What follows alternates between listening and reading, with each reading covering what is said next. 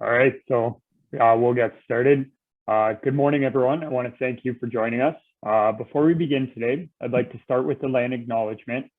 Canada is located in the Robinson-Huron Treaty Territory, and the land which we gather on is the traditional territory of the Bising Anishinaabe. We would like to begin by acknowledging the Indigenous peoples of all lands that we are on today. While we meet today on a virtual platform, I'd like to take the moment to acknowledge the importance of the lands which we call home. We do this to reaffirm our commitment and responsibility in improving our relationships between nations and improving our own understanding of the local Indigenous peoples and their cultures. From coast to coast, we acknowledge the ancestral and unceded territory of the Inuit, Métis, and First Nations peoples that call this land home. So welcome, everyone.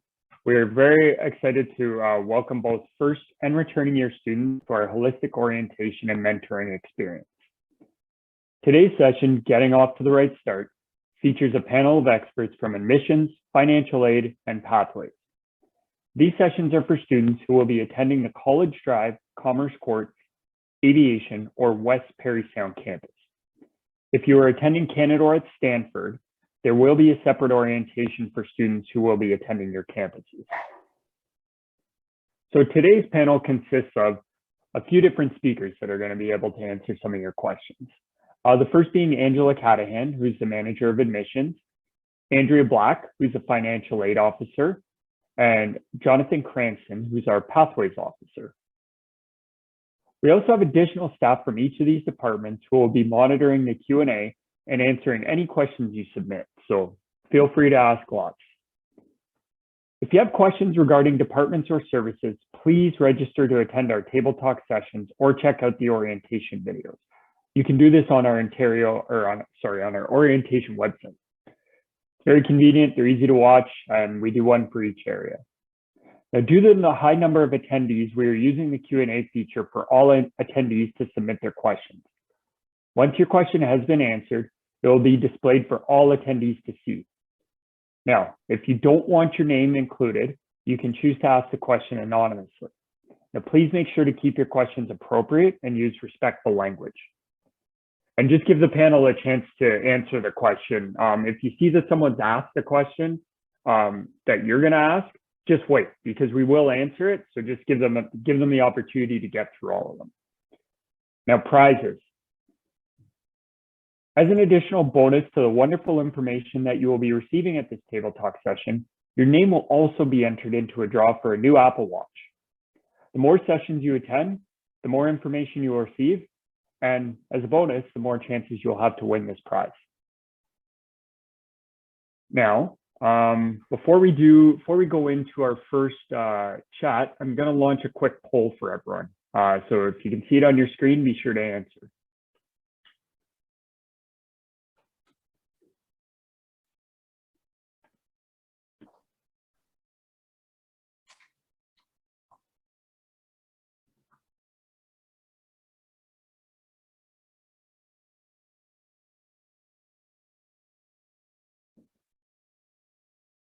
All right, so there we go. I'm starting to see some answers fill up.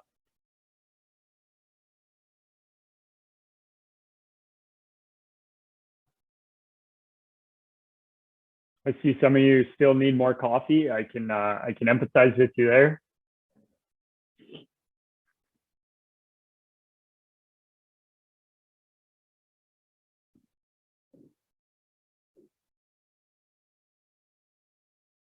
Okay, so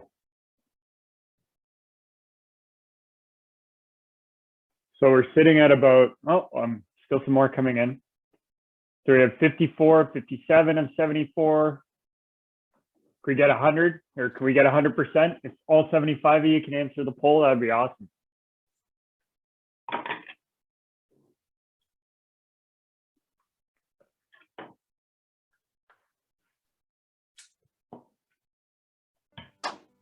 All right, so I'll settle for, oh, here we go, 65, 66. Come on, we got 11 more.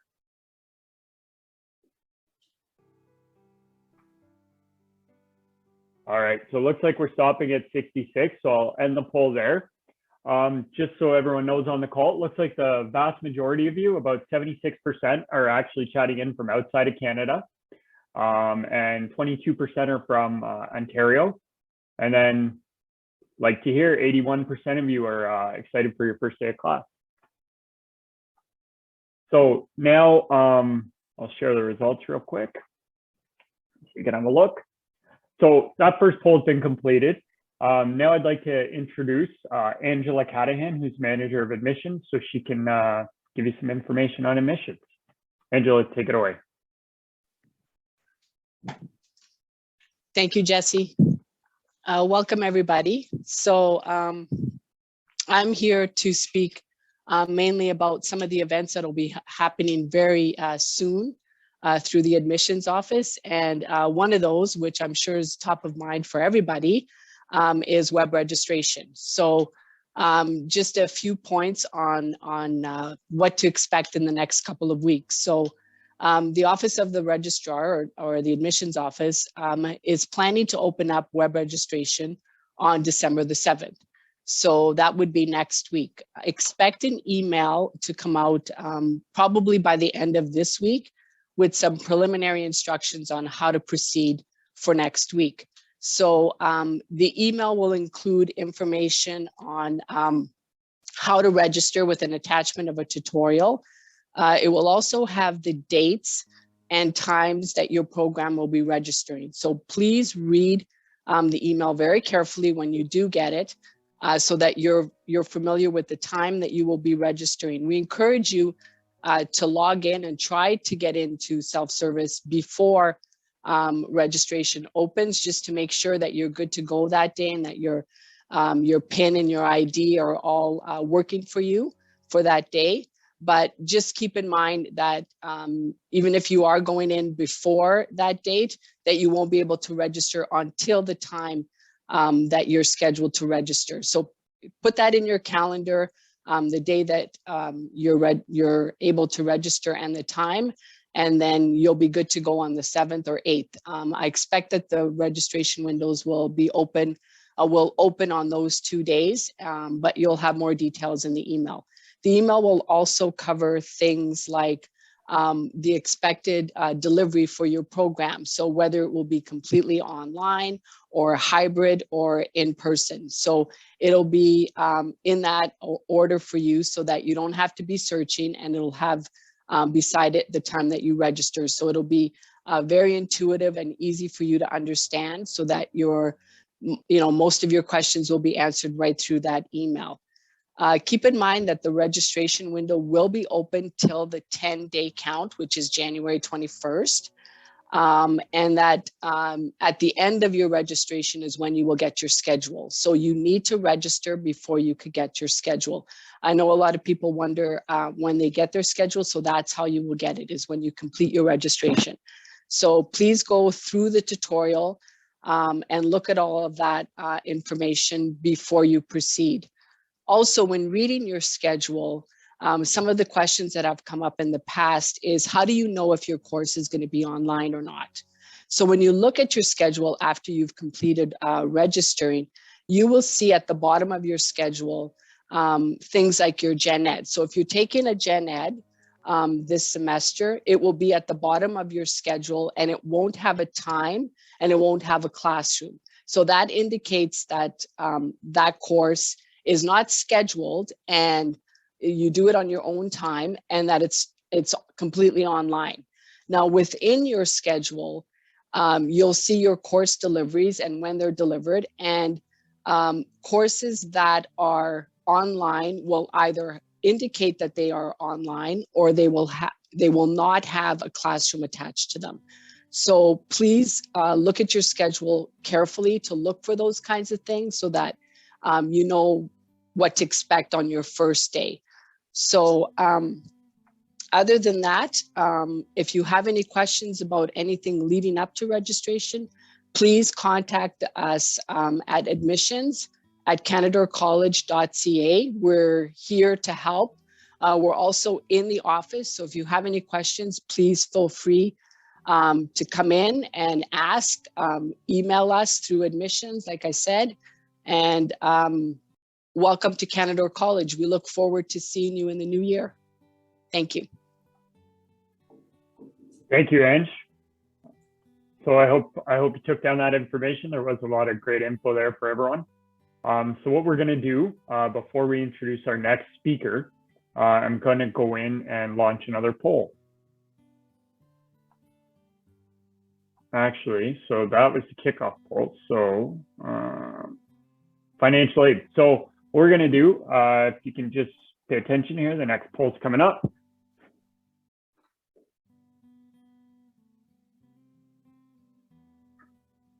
And this related to financial aid.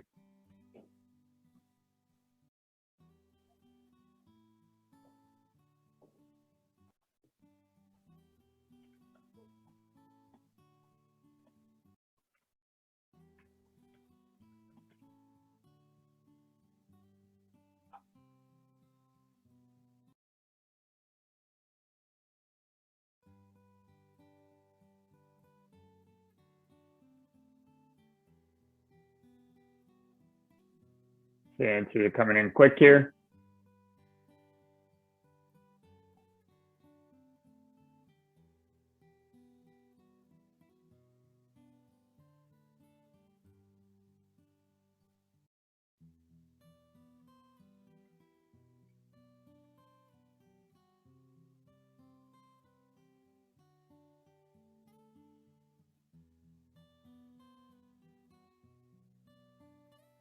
All right, so I'll end the poll there. So I'm going to share the results.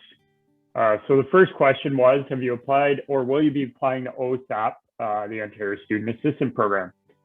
12% of you said yes, 28% said no, and 60% don't know if they qualify. So hopefully we'll be able to answer some of those questions for you so you can know in the future. And then question 2, have you checked out the Paying for College webpage to learn about the different funding options? 29% of you said yes, 71% said no.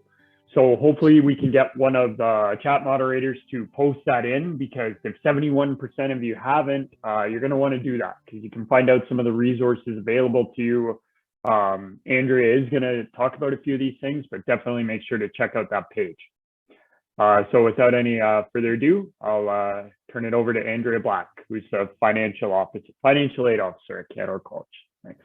Thanks, Jesse. Hi, I'm Andrea. Nice to meet you all. So financial aid can help you with your OSAP related questions. OSAP is a government funded program.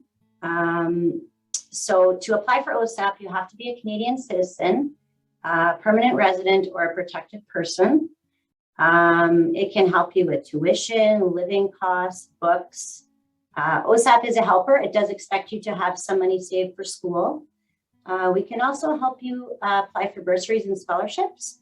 You can check those out on our homepage, as there's different dates to be able to apply for those.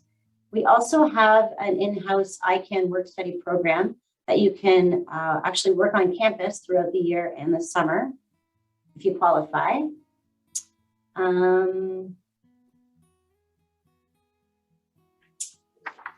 What was the other question, Jesse? That was in the poll that I can help answer now?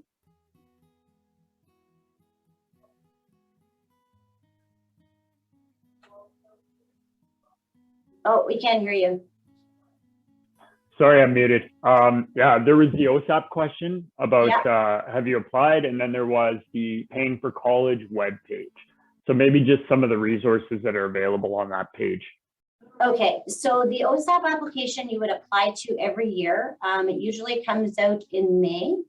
And we have a lot of scholarships and bursaries available. You have to read each one as they are different. Some of the scholarships, you do have to have a certain GPA to be eligible. The bursaries are based more on financial need, and there will be a budget that you would have to fill out upon submitting it. So if you have any financial aid questions, please direct them to me and I'd be happy to answer them for you. Thank you very much, Andrea. You're welcome. Okay, so we'll launch the next poll before we go into our next speaker. So we'll put that up here. So it's the pathways poll. This is in advance of Jonathan speaking. So first questions, have you previously attended another post-secondary institution? Are you planning on attending another post-secondary institution after graduating from Canada?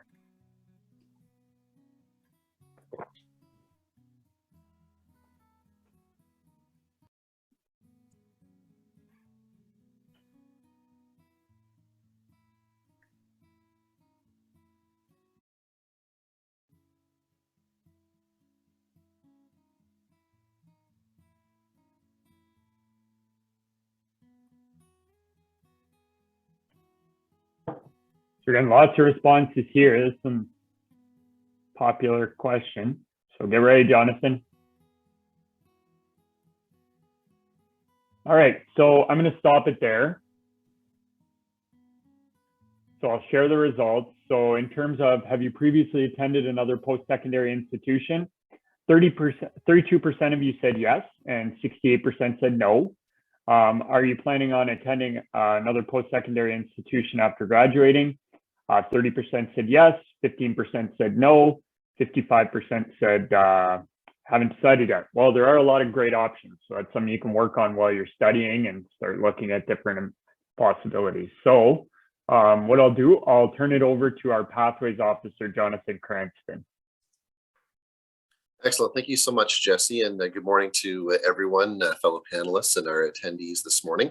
My name is Jonathan Cranston. I'm the Pathways Officer for Canadore College, and in my role, it is my pleasure to support you as you look for exemptions in some of your schooling through credit transfer. We also help with PLARs and, of course, with pathways as well. So based on the two poll questions, I'll try to quickly speak to each of those. I would like to point out that in a session like this where a lot of information is coming your way, it's nice sometimes just to have a quick link to circle back to at a later time when you're able to digest things. And we certainly have a one-stop shop for you when it comes to all things related to credit transfer, advanced standing, and pathways on our Canadore website. If you search for credit transfers, and we will share the link for you as well in the chat so you can get to it easily. If it should be showing there now, I've just shared it to you, our credit transfer page, because we have a host of great resources on this page, including what may be the most important thing for you is access to me and a link to my email. You might have questions this morning that obviously the team is going to work hard to answer. Sometimes those questions don't pop into our brains till 10:30 at night or 3 days from now. So when that happens to you, please feel free to reach out via email and I'll do my best to answer your questions. So when it comes to credit transfers and the impact it can have, if you are a student who said yes in that poll to having prior post-secondary, you may have previously completed courses that might connect to some of the courses you are expected to do in Canadore to meet your graduation requirements for your curriculum. So a good sort of starting point for you is, as you're getting yourself acclimated with the program, understand what your curriculum is. Look at the courses that you're going to be doing over the next 2 semesters, 4 semesters, 6 semesters, and then think back to your prior schooling. Are there similar courses? Have you done general education courses at another institution that you might be able to use transfer credit for to gain exemption from while you're at Canadore? Opportunities like that to reduce your course load. Anytime that you can reduce your course load and hyper focus your studies, we just know that you're going to be more successful.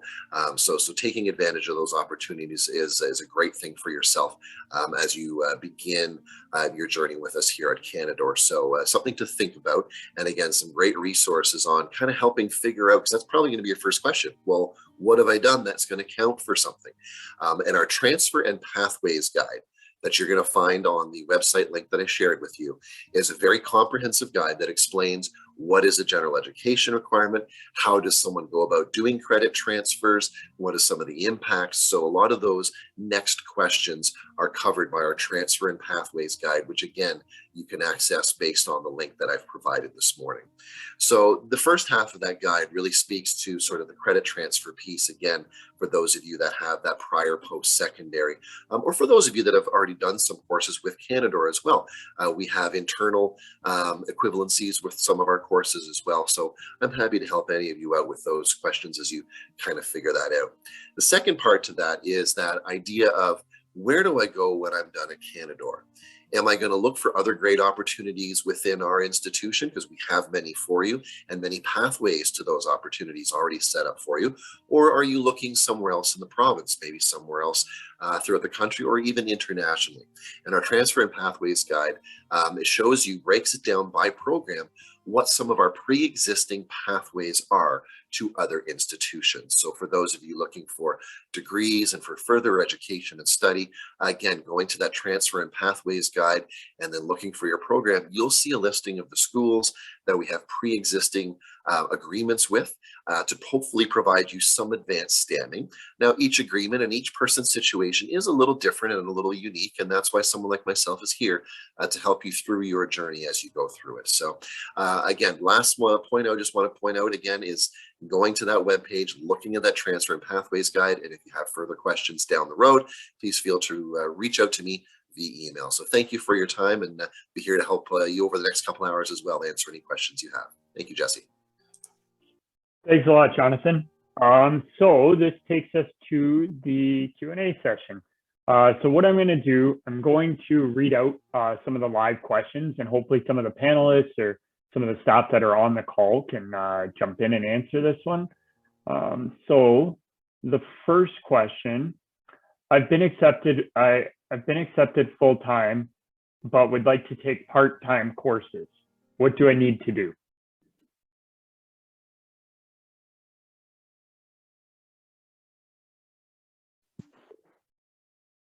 So I can answer that, and I did respond to that, but just in case other people want to know. So you would still register as a full-time student on the day that registration opens. And then I would recommend that you consult with your coordinator so that you maintain your path to success on some of the courses that you want to drop. And then fill out the drop forms to formally drop those courses. So that would be the normal way of approaching dropping courses and dropping down to part-time. Now, keep in mind that dropping down to part-time could affect your funding. So we recommend that you also consult with the admissions office before moving forward with dropping down to part-time. Thank you, Ange. So I have another question to answer. Any scholarships, financial aid for first-year international students? This may have been answered already, but if you could, on the chat, if you could say it out loud, that might help everyone hear it as well. Yeah, I've put it in the live chat, the link to our scholarships and bursary page. And each one is going to be different, so you'd have to read the criteria on each one and just click each one to read it. Yeah. Scholarships are open till December 17th, and bursaries are normally October 1st to October 29th. Awesome. Thank you, Andrea. No problem. Question answer live. So I have one about the visa process. During the visa process, if I start to defer my process from January 2022 to May 2022 intake, after some days, if I cannot get proper, can I take again? So if they can't get their paperwork done to start in May, can they go back to January 22nd? That's how I'm understanding this question. Or is it once you make that decision, that's the decision? Hi, Jesse, can you hear me? Yeah, I can. Hi, Abby. Perfect. Hi. Hi, everyone. My name is Abigail Ricciuti. I work in international admissions.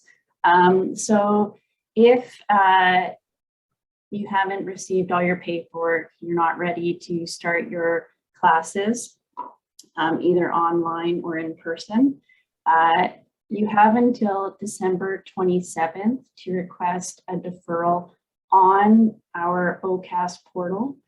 So if you have an agent, please ask the agent to do it for you, or you will have to do it yourself. So you need to go onto the portal and properly request a deferral. So this would be withdrawing but you have to make sure you have paid your minimum deposit, which is $2,500. So you need to upload your payment receipt to the portal and wait for the college to confirm your payment.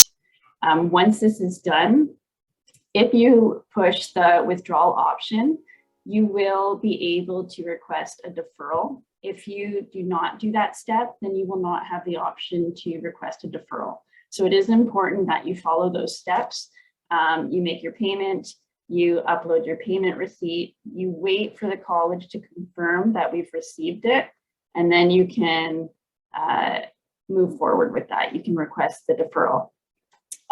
If you have requested it by December 27th, that is okay. If you haven't received a response from us, that's fine, as long as it's done before December 27th. Now, to answer your question, can you prepone? Can you move back if you defer to, so if you deferred to May, but then you did receive your paperwork, can you prepone? The answer is no. Only for really special circumstances, this might be allowed, but unfortunately, the answer will most definitely be no, just because it's short notice. I'm trying to think also, okay, here's another thing that you need to pay attention to. If you have requested a withdrawal or you've unaccepted your offer on the portal, please note if you have registered through SelfService, so December 7th, if you registered, you need to make sure you also withdraw from SelfService. If you do not, any payments you have made will be charged because you have not properly withdrawn from a program. So the school still sees that you are studying and you are in the program. So it's important to remember to withdraw from SelfService as well. So 1, withdraw in the portal. 2, withdraw from SelfService if you have registered through SelfService. That's all I have to say. That's awesome, and Abigail, thank you very much. That was very helpful. Welcome. So I'm just looking at some of the questions that are coming through the chat. I have one that could probably be answered live by Jonathan. They're trying to understand more about the PLAR process. Yeah, excellent. So PLAR is kind of the other avenue to go about gaining exemption from a course. So previously I was talking about credit transfer. That's focused on prior academics. So that's saying I did this course that had these certain course learning outcomes that are the same as the course learning outcomes at a course at Canadore. So that's when we're connecting the academic history that you've done.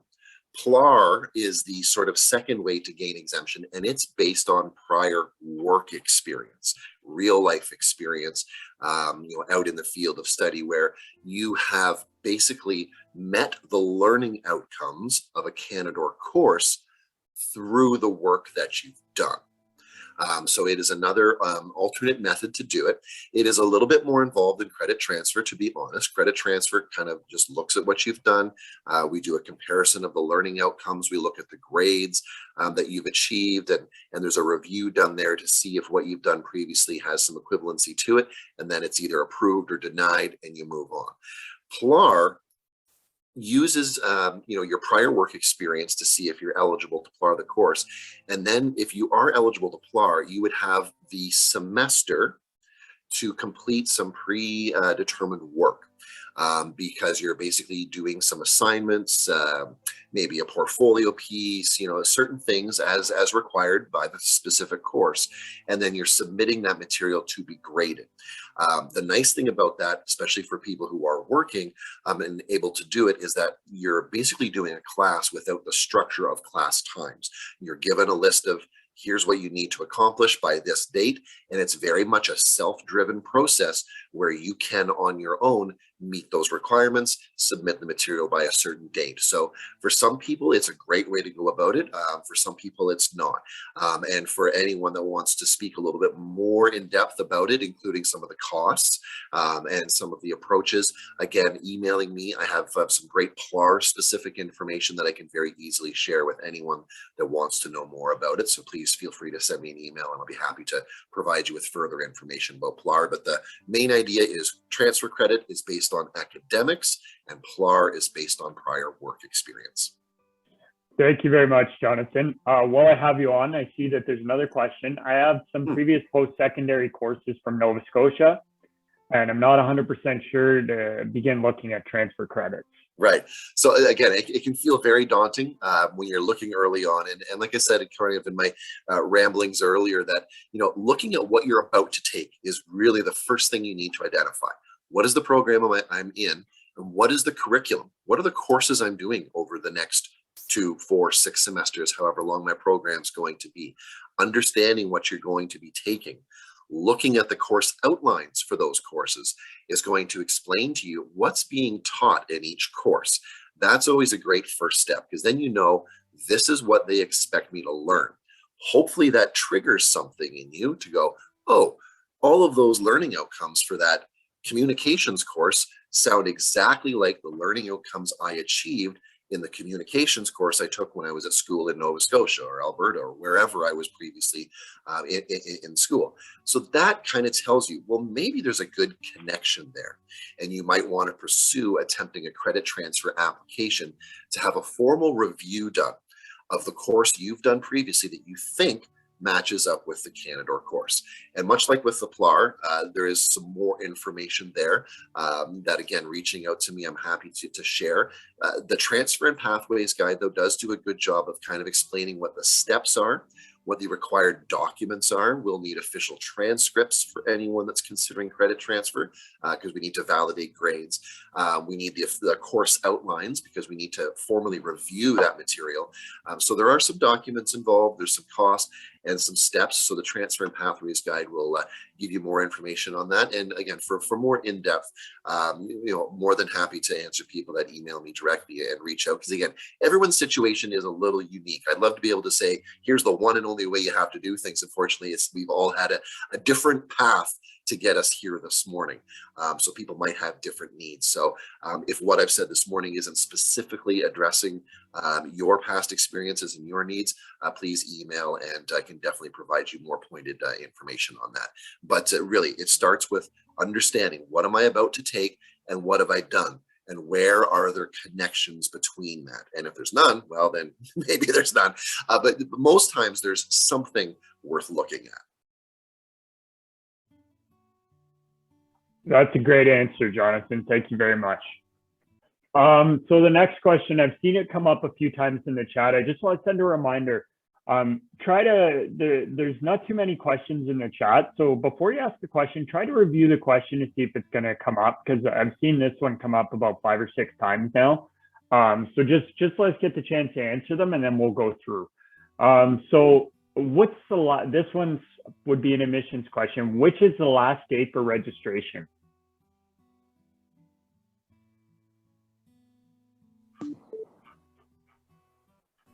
Hi, everyone. January 21st is 10-day count. So for most programs, that will be the last day to register. If you're going into your first year, there's only one program that might have limitations to that, and that's practical nursing, which will require you to register within the first 5 days of the program. But that will be all laid out in the email that you get for registration. But January 21st, the 10-day count is when the registration window will close for most programs. Thank you very much, Ange. So again, that's January 21st. It's the last day to register. It's also in the chat to everyone as well. So be sure 10 days after the first day of classes. So be sure to take that information down. Let's move on to the next question. I can see a couple of these are being answered. Most of us are waiting for visa. What is the procedure for deferral? So maybe Hims or Abby could jump in on this one. Yeah, so I answered it earlier, but I can say it again. So if you still haven't received your visa, your opportunity to defer safely would be to do so before, or the last day is December 27th.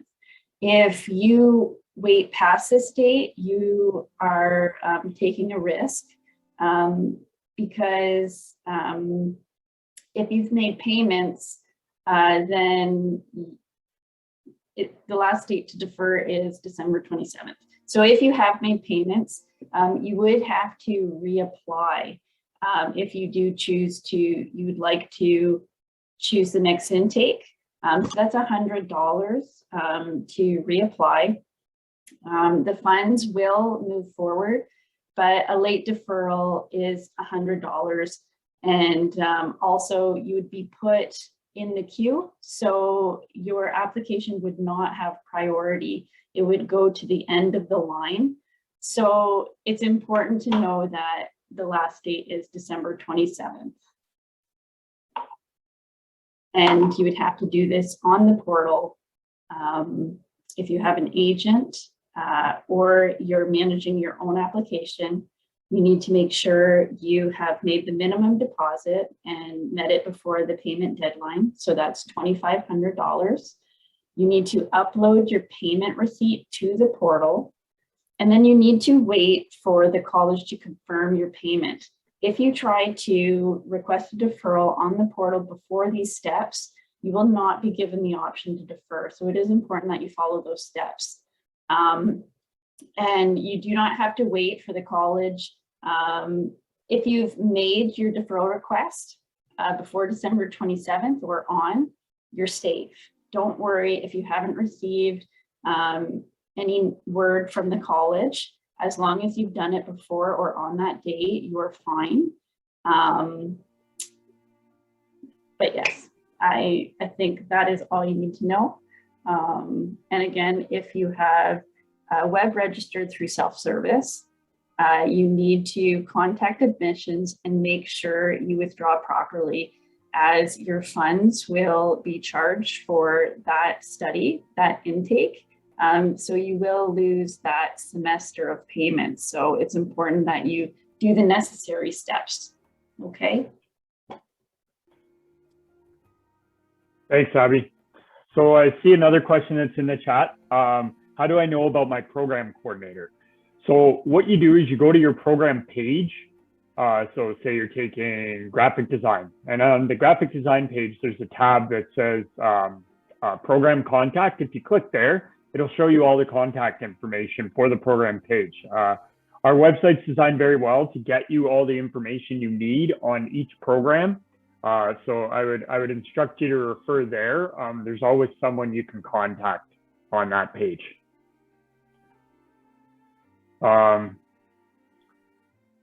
Is it necessary to be in quarantine after arrival to Canada? Yes, I'll answer that.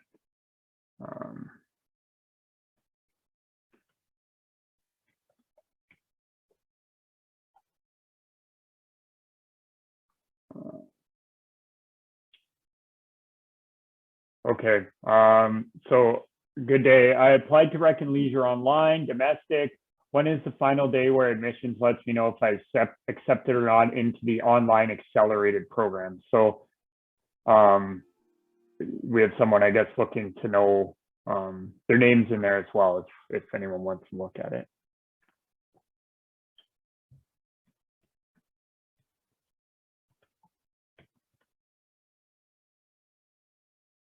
So is there anyone from admissions able to take the information of Jennifer? I'll answer Jennifer. If you want to email admissions@canadacollege.ca, someone can have a look at it. So I'm going to answer that right now and send it to you. Okay. Yeah, that would be the best way, Jesse. Yeah. Just to go through admissions, and then we'll handle it from there. Yeah. Okay. Okay, so I tried to access self-service using my student ID, date of birth. So we are going to have a separate talk session about self-service. So this one's dedicated. I got to repeat. This one's dedicated to admissions, financial aid, and pathways. So if you are having issues accessing your account, you can email. There's a help email as well. I'll grab that for you. But I would encourage you to definitely attend the next session. So just give me a second here.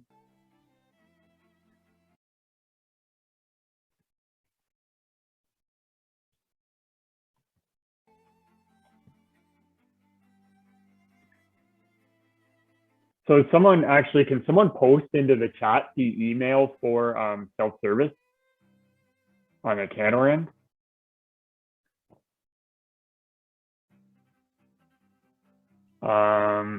Yeah, we can do that, Jesse. And just to answer the next question, we're not granting campus changes right now, correct? Yeah, so No, we're not. Perfect. So I have a question in here. How can I change my campus? Right now, we are not granting campus changes. Jesse, can I jump in? Yep. So if you're an international student and you have accepted an offer for North Bay campus, it is important to know that we do not allow campus changes to the GTA. So if you have submitted an application specifically for North Bay, you have committed to North Bay. If you want to switch to the GTA, you would have to withdraw your offer for North Bay, and you would need to reapply. So you would go back in the queue at the end. So it's important when you submit an application that you put the actual campus that you're looking for. Okay.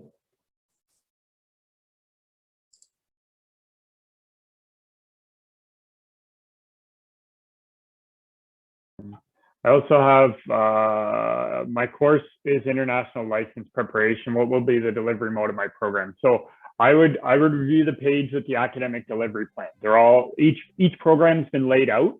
There's a few different methods. So there's online, and then there's blended, meaning you'll be doing some practical on site and some virtual, but definitely review the academic delivery plan. Just answering that one.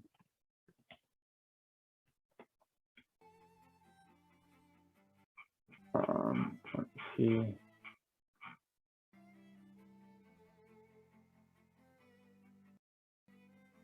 Okay, so deferral questions have been answered.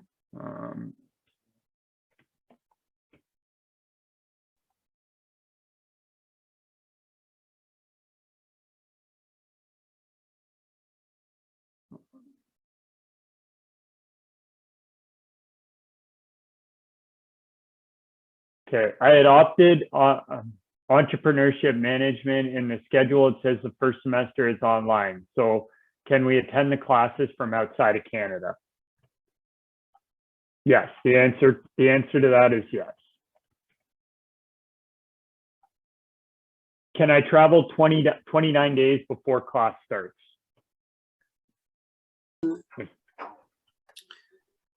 Hi, Jesse. Hello. Hins could answer this better than I could, but I do know if they're already registered or they're on an official break, then yes, they should be able to. You still have to request your travel support letter, submit your quarantine plan details on iSent. Ultimately, at the end of the day, it is always the final decision of the CBSA if you're granted permission to stay here in Canada. I'm not sure if HINS is available to provide any other clearance on that. HINS, would you be able to unmute and provide some clarification, please? Yep, sure, if I can. And just want to let you know that international student, if your program is 100% online delivery, you are able to travel anytime when you receive your study permit and your student visa. Okay, but always you will need to submit your quarantine plan on the iSend Once your plan has been approved, we will able to issue you the travel support letter for your journey. Thank you. Okay, so I have another question that we're asking live. Are Ontario private college credits transferable to public colleges? So that would be a Jonathan question. Okay, yeah, so from private colleges, yes, they are. Again, we look at the learning outcomes, so that's one of the main factors that is typically used to determine equivalency. As well, the same number of course hours is very important. So if you're going after a course that's 42 hours at Canadore, in total, then you need to be using a previous course that was also the same length, or at least close to the same length as far as time. The other consideration is minimum grade achieved. Typically, any courses used in a credit transfer application have to have a minimum grade of C or 60%. Some specific courses require higher, but on the whole, the most common situation is a minimum grade of C. So we do use private, career colleges, private colleges for credit transfer. Some of them cannot be used for admissions requirements, so that is a different thing. But when it comes to the specific, transfer credits, yes, we do and have looked at and reviewed, courses that have been completed at a private college or a career college. Great. Thanks, Jonathan. So if my course is online, can I live in another city in Ontario? Absolutely. So that's one of the benefits to studying online. You can live in another city in Ontario, study from the comfort of your own home. The only thing I would advise you is just pay attention to the full delivery of the program. If it says blended, then you would be expected to attend some. So just make sure of that. That takes care of that. What will be the delivery for social service work? Again, I would suggest viewing the academic delivery plan. This is all this information is there. It's very easily detailed, so that you can see for at least a year ahead what you're going to be doing. How many days are classes? Classes typically run 5 days a week. They're not full days though. You might have 3 hours one day, 5 hours another day. So when you get your schedule, that should be able to help answer that for you and give you an idea, especially if you're looking for a job to work around that. Okay, so can someone confirm the date? Is there a Stanford session being hosted? I've had a couple questions about that. Hi, Jesse. I can jump in on that. We don't have any dates for Stanford orientation, but the orientation sessions that we are hosting, these are specific for the North Bay and Parry Sound students. The Stanford will hold everything separately. And if you are a Stanford student, they will email you directly any information. But at this time, we don't have any information on that. Okay, perfect. Thank you, Trish. I have another question to ask live. Can students starting in January still apply for entrance awards, or is it too late? So entrance awards are specifically for international students. And yes, if you received an offer for January and you apply late, you would still be eligible for an entrance award. If you were from one of the, if you had citizenship to the entrance award. So example would be Africa. So if you have citizenship there, then you would be eligible for an entrance award from Africa. Okay, thank you. So if I'm getting the campus switch question again. That's not an option, unfortunately.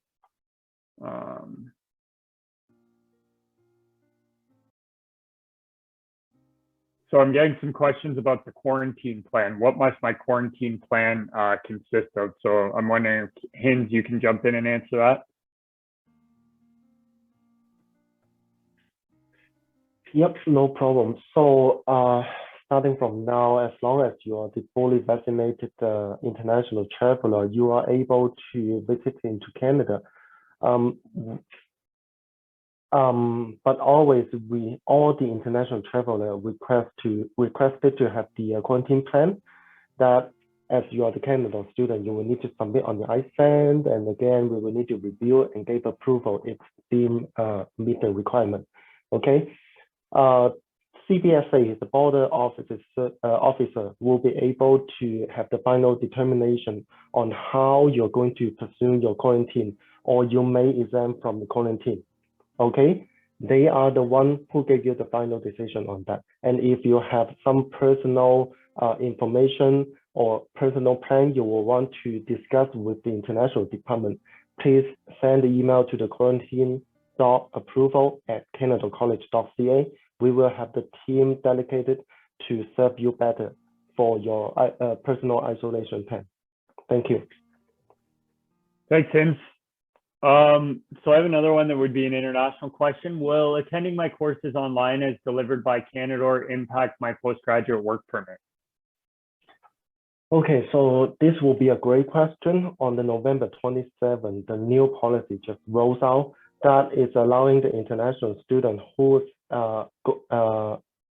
doing a program completely online overseas until the end of August 2022 will be still eligible for the PGWP.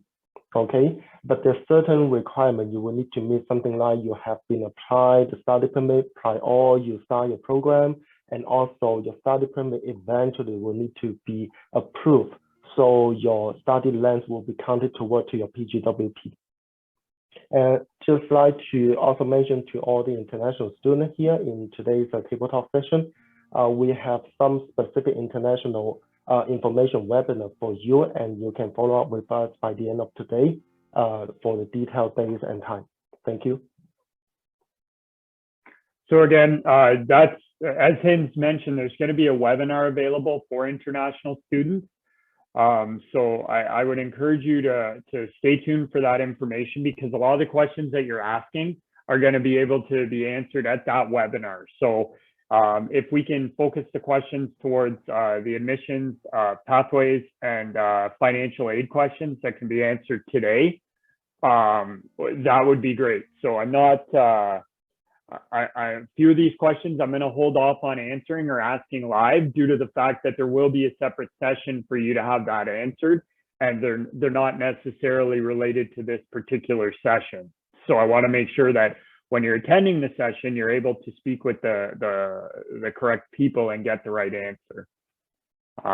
So let's see the questions we have here.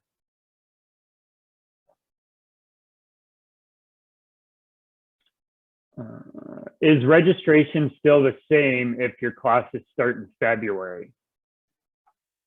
The dates? No, we will send out a separate email. That would be for the international nurses. They would start in February. So we will send a separate email for those students to register at a later time. Perfect. Okay, so I'm getting asked how many days of classes. I've been asked this one a few times as well. You're gonna have to wait for your schedule. And then when you get your schedule, typically, I always like to tell people you can expect that you're gonna have classes 5 days a week. You may get the odd day off. However, chances are you're going to be in class 5 days a week. Now, these might not be full days. You might have some gaps in time if you have a part-time job or if for extracurriculars, but you should expect to be in class 5 days a week. Let me see.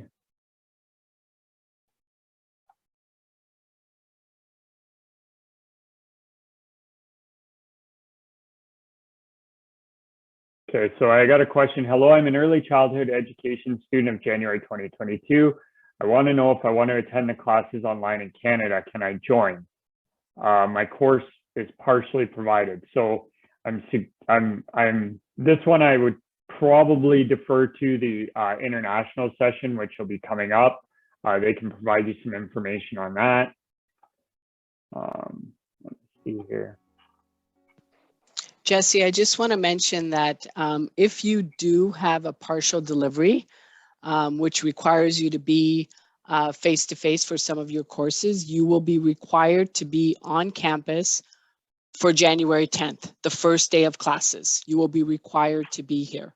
So late arrivals will not be recognized. So please make sure that you ensure that you're here for the first day of classes on January 10th.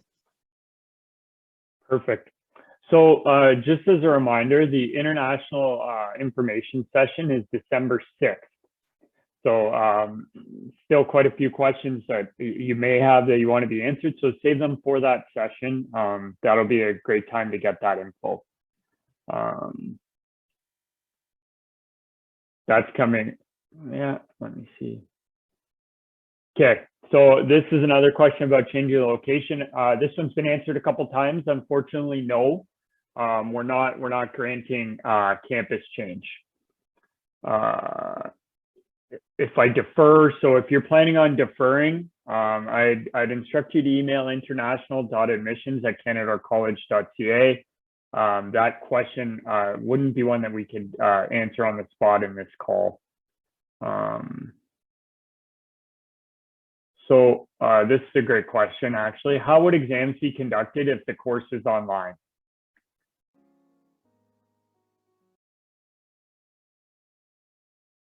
So is there anyone that's available to answer that one?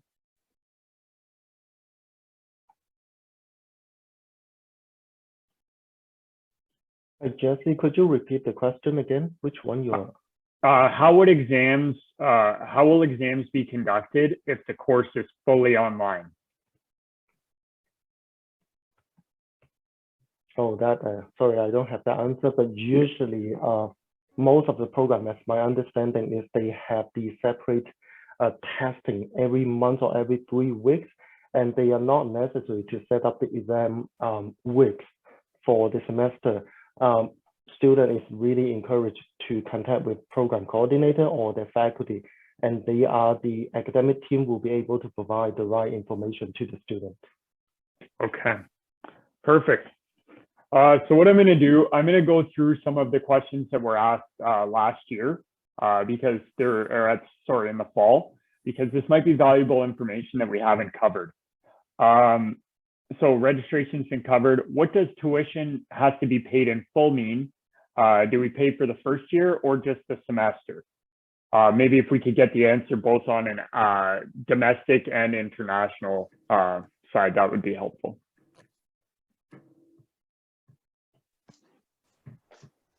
So could you repeat that, Jesse?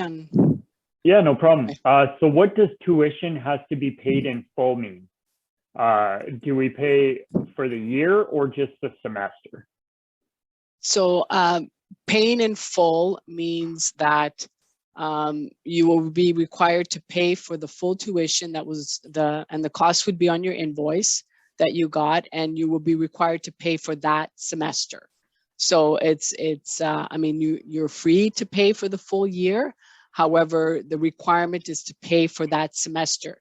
If you have not paid by the deadline, you may be subject to a fee, a late fee for that.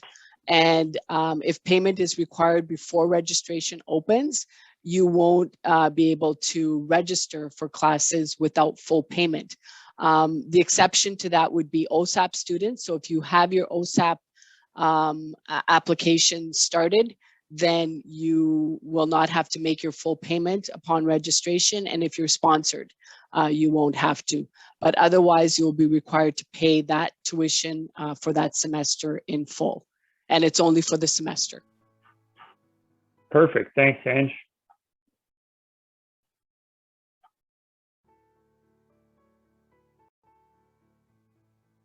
So is there any link for joining the international session on December 6th? I would encourage you to view our page and register. Go on the orientation page, you can register for them there.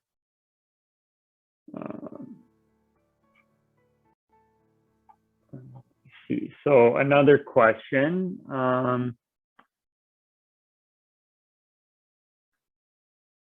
if my program is partially online, how will I know which courses are online and which are in person? Okay, so like I mentioned at the beginning, when you see your schedule, you'll see a schedule that has schedule per day, so you'll be able to see it full out on your schedule.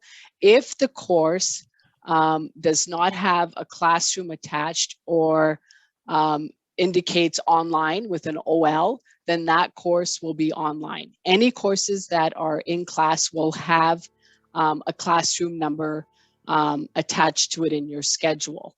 If you're taking a Gen Ed course, the Gen Ed course won't have a schedule and it won't have a classroom because they are completely online and students do them at their own pace, and that will be indicated on the bottom of your schedule, just showing that you're registered in that course. So look for a classroom for those ones that are in class face-to-face, and look for an OL on the course for online or no classroom at all. And if there's no classroom or OL, then those ones would be online delivery. Great, thank you, Ange.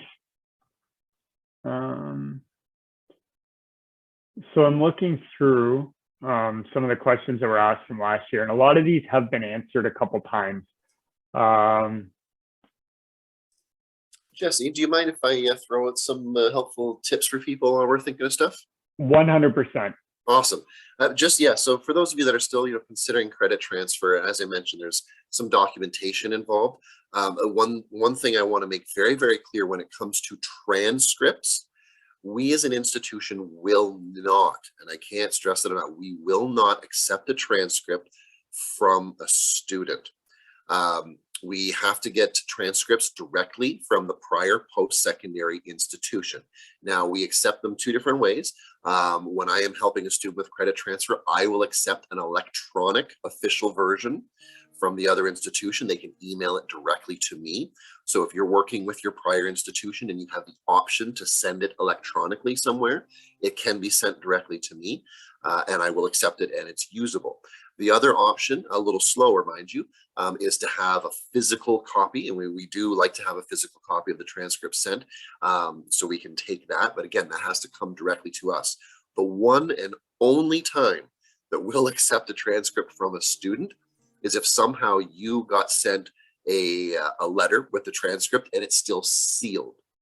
Okay, so if you physically came into our admissions office with a sealed, untampered with envelope containing the transcript, we could accept it. But that is the one and only situation wherein we would take a transcript from a student. Otherwise, when you're doing credit transfer or making any arrangement to have a transcript sent to us, it has to come directly to us from the prior institution. Okay, so that's very important for people to understand when it comes to that transcript, because it is a vital piece to our process for credit transfer, because we use that to validate the grade that you achieved.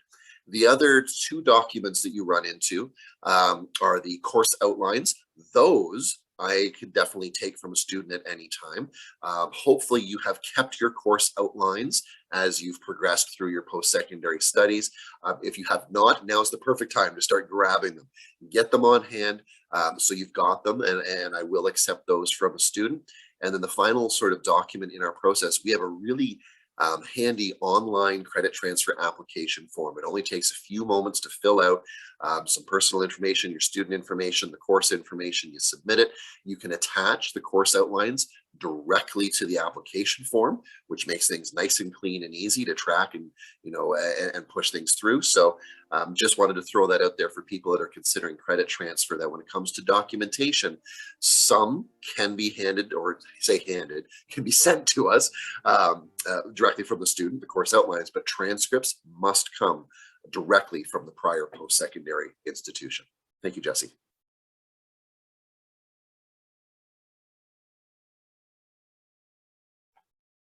I was muted there. Thank you very much, Jonathan. That's very helpful information.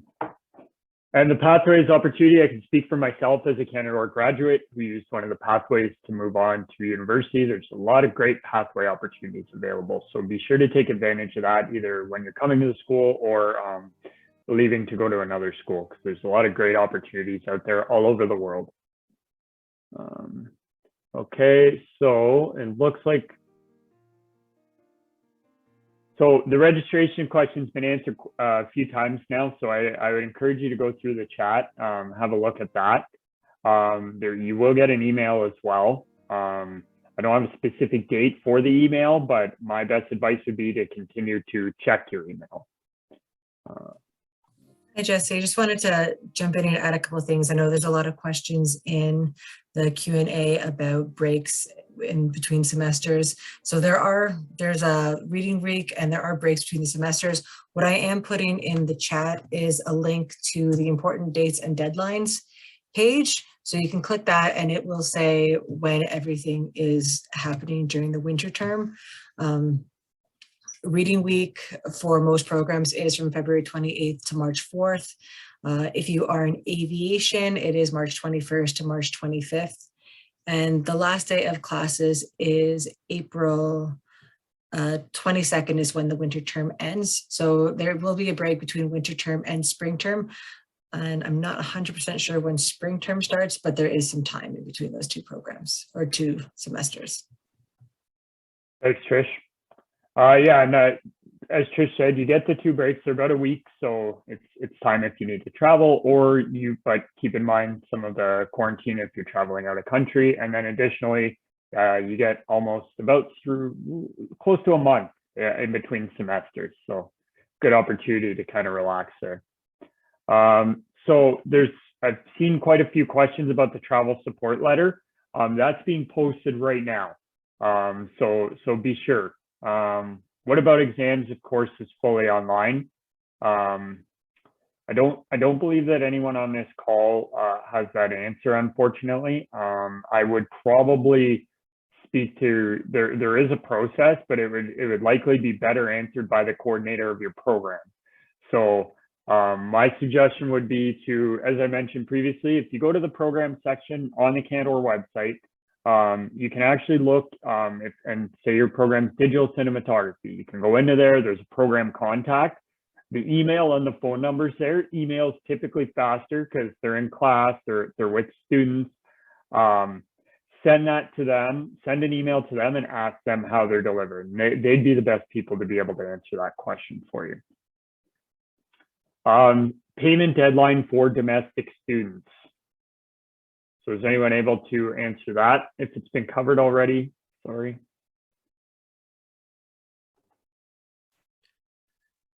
Hi, Jesse. Payment deadline for domestic students is December 7th, I believe. Perfect, thank you. Welcome. So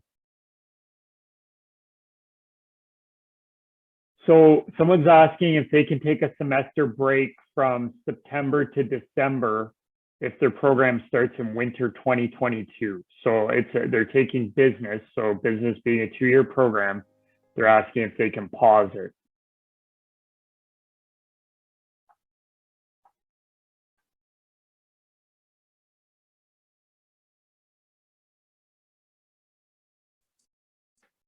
Hi, Jesse, it's Kathy. Hi, I'm just Kathy. thinking it'd probably be best to talk to the coordinator just to make sure that is feasible and would work out for them and not extend their program too much. So that would be my thought, is just to contact the coordinator directly and have that conversation. Great, thanks.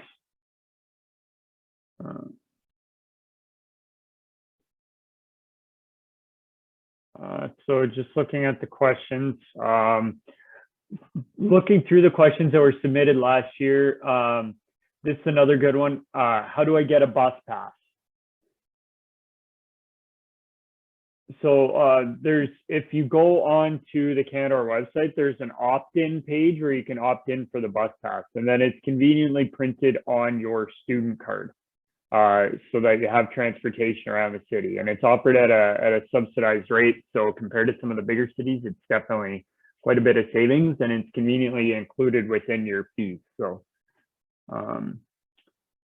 do I need to visit campus to get my student ID card? So I don't know if that's changed this year or will be changing for 2022. I'm wondering if someone from admissions can answer that.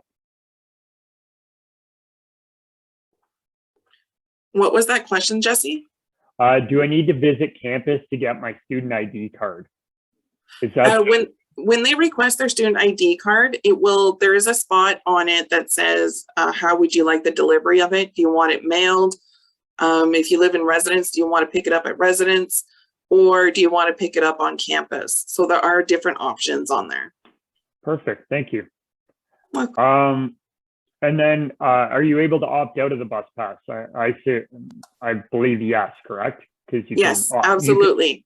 Very important. If they do not want a bus pass, they do not check off that box. Because if they check off the box for bus pass and they're thinking that that's just for the student card, they will be charged the fee for the bus pass. So they have to make sure not to check off that box if they do not want the bus pass. Perfect, thank you. Do you know for winter 2022 students when they will be getting their student ID cards? I believe Kathy's answering this.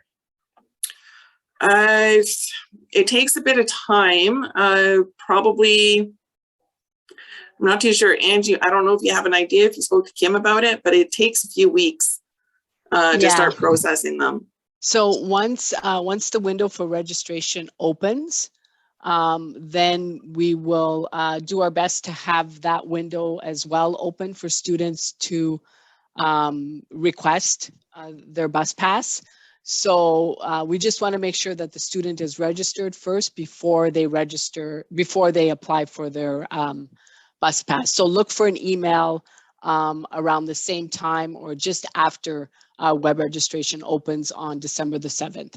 About instructions on how to do that. And then we will do our best, depending on the volume, to have your student card for you on the first day of classes. We could mail them out to those that are fully online, and those that want to pick them up in the office, they'll be available to pick up in the office as well.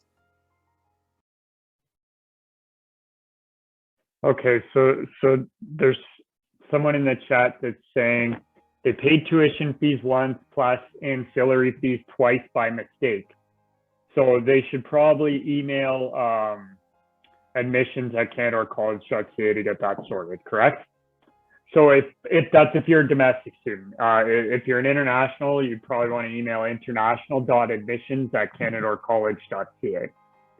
And then they'll work to get that rectified. But please be aware that start of semester is very busy for the college, so they do answer your emails. They're working around the clock to get through. Just don't send multiple emails. Just send the one and give them the opportunity to respond, and they definitely will. Okay, so how do I attend international sessions? So if you go to the orientation page, you'll find the registration for each. We've also sent some emails out about it, so please make sure to check that and register for the session. Okay, so I had applied to a travel support letter and complete all paperwork. I think it's been almost 2 weeks, but did not receive the letter.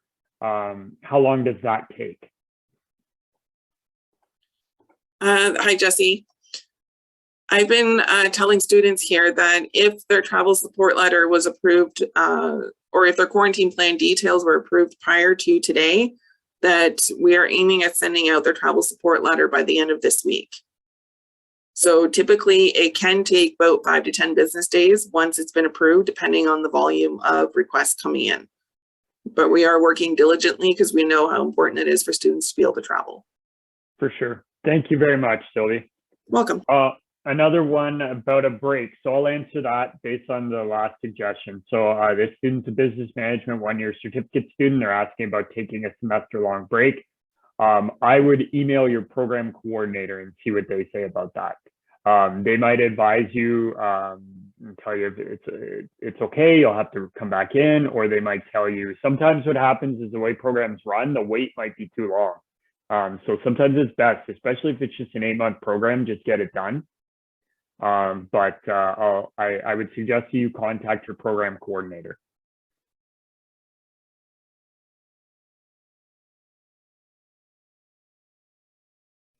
Okay, so we have shared the web registration date. You will get an email about that as well. I would suggest you review the chat It's been mentioned a few times in there, and you will get an email prior to registration so that you know when it is and you can help prepare.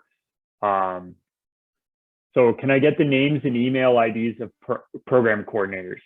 I would suggest to you, there's a lot of information that you can find just by navigating through the website on your own.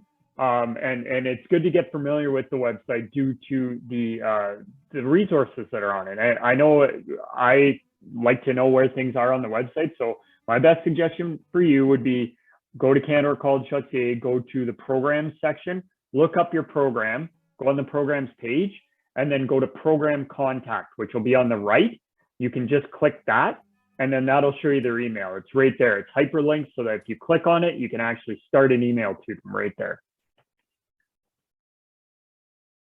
Hey, Jesse, I can just do a quick screen share and walk them through that process because it's pretty familiar, or it's pretty self-explanatory, but seeing it once might help some of the students. So I'll do a quick screen share. So this here is the website that you'd be looking for. But to get to it, I'm just gonna move a couple of. Are you guys able to see that? I can't see it. I don't know if others can. Okay. I can't either. Yeah, it hasn't gone yet. It's a little bit frozen. Oh yeah. It is winter. I'll see. If it's gonna... Let me. Well, do you want to continue, guys? Okay, so can everyone see that? Yes. Okay, so you just go to canadorcollege.ca, programs and courses, all full-time programs. And say you're taking aircraft structural repair technician full-time, you click there, and then you go to contact. And then you can see there's two. So there's a contact for the admissions if you want to email admissions, and then there's a contact for the program coordinator as well. So I'll go through those steps one more time. So canadorcollege.ca, right at the top, programs and courses. All full-time programs. So let's go with behavioral science this time. Contact right there. It's always in the same spot. So it's quite easy to find. And then once you have that, you just click on the name and then you'll be able to send them an email.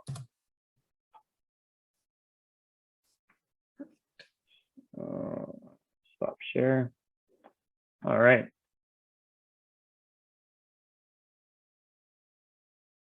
So we're getting a thank you for all the answers. No problem at all. We're glad to help. Best of luck in your studies. Very exciting to have you join Canador.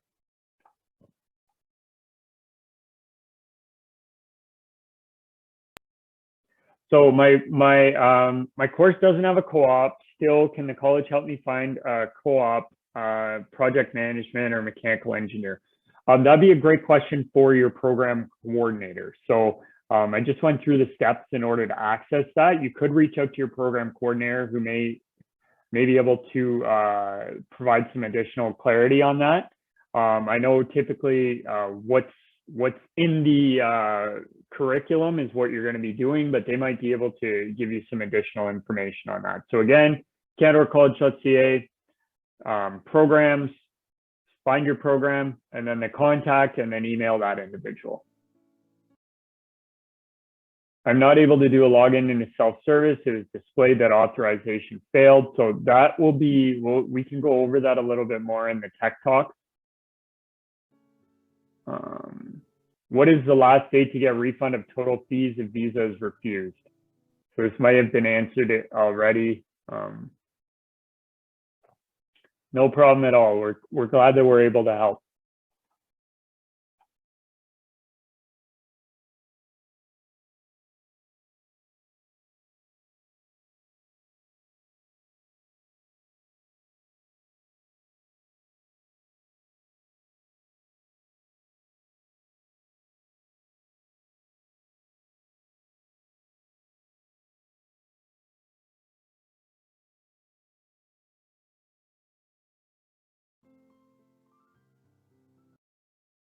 So I have paid my fees directly from Flywire, still didn't get a reply from the college. So is anyone able to provide some clarity how long that takes when you're paying via Flywire?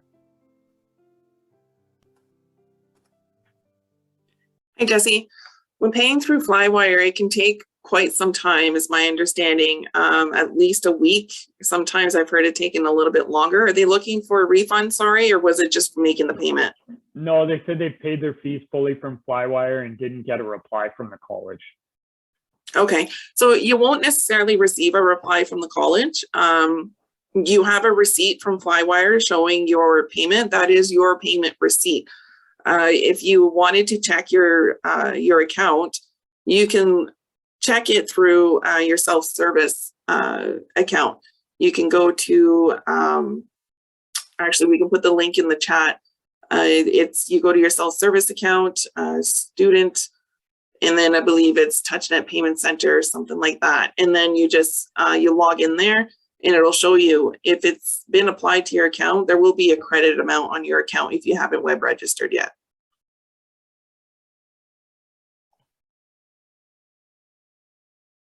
Perfect. Someone asked for the link to self-service. I see that was just posted. Someone's asking about arriving December 15th and January 10th.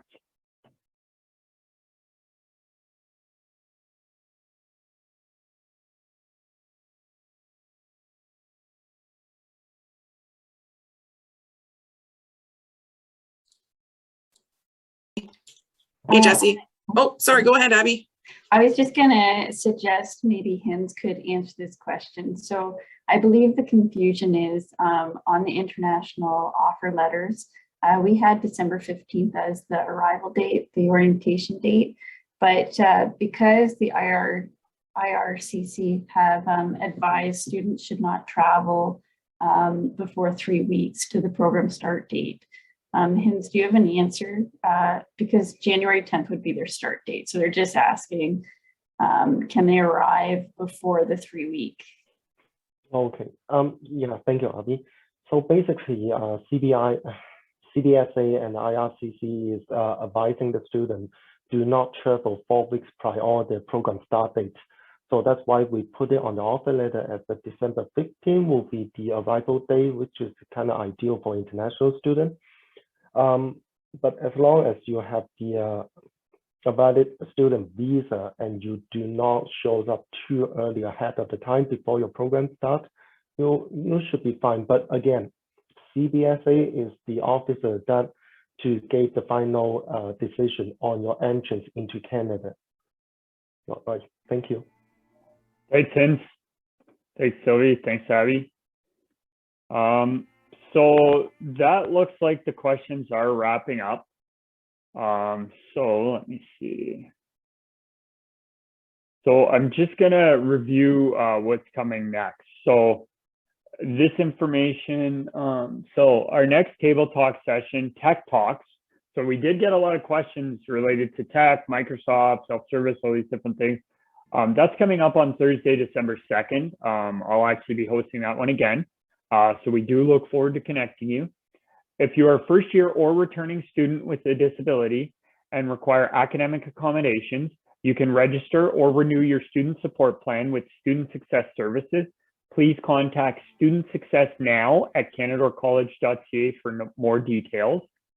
And also I want you to save the date for other orientation events. So international students, our orientation events, we have an information webinar from 9 to 10 on Monday, December 6th, a drop-in session from 9 to 10 on Monday, December 13th, and an international drop-in session from 9 to 10 a.m. on December 20th, and then another one on Thursday, January 6th. The First People's orientation is January 5th, 6th, 7th at 11 a.m. via Zoom. And Student Success Services presents Winter 101, everything you need to know to survive and thrive a Canadian winter on December 16th at 9 a.m. So make sure to download and complete the first year checklist, as this will be very helpful for you to prepare. So I see Ange, we've got another question about the delivery method. Let me see, academic delivery plan.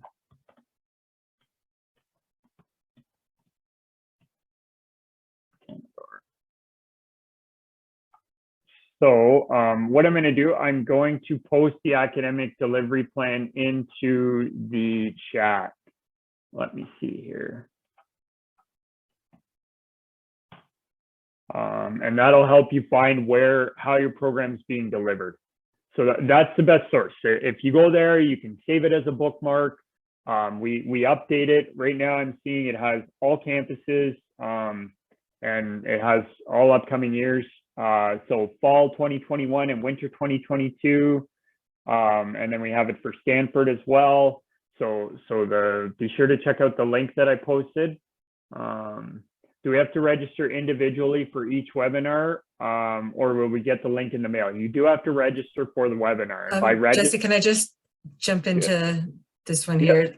For the table talk sessions, it's changed a little bit this for the winter. Okay. So once you register for the first session, you're automatically registered for all of the sessions. So as long as you registered for this session here, all the other 4 table talk sessions you've been registered for. But if we're looking to register for the international sessions or the Winter 101, and we also have a virtual parent night that is coming up on December 16th, those are all going to be things you have to register with separately. And the links aren't quite up on the Canada Orientation website yet, but they should be up either by the end of the day today or first thing tomorrow. So just check back to the Canada Orientation website for the links to all those different registration sessions. Perfect. Thank you.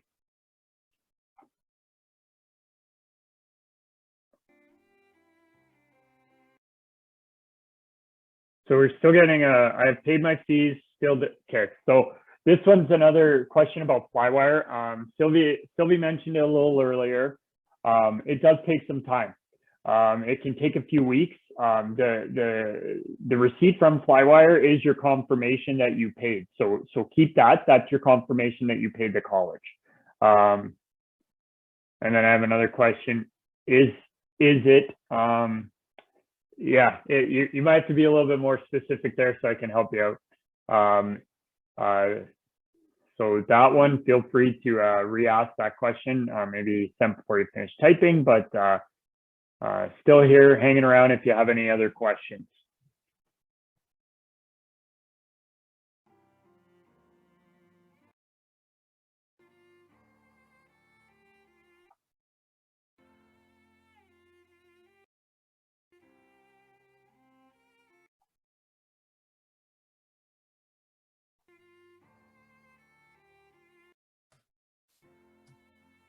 Jesse, thank you so much for hosting. The questions seem to be dwindling, so it looks like we've answered everything. So a big thank you to all the panelists as well. So please feel free, if you've got all the information that you needed from admissions, from financial aid, or from our Pathways officer, you can sign off the call now. We'll stay on for a couple of minutes. I'm going to put up the screen that has the different dates that Jesse went through, and I'll just scroll through that. And then when we're done, we're going to end the webinar for everyone.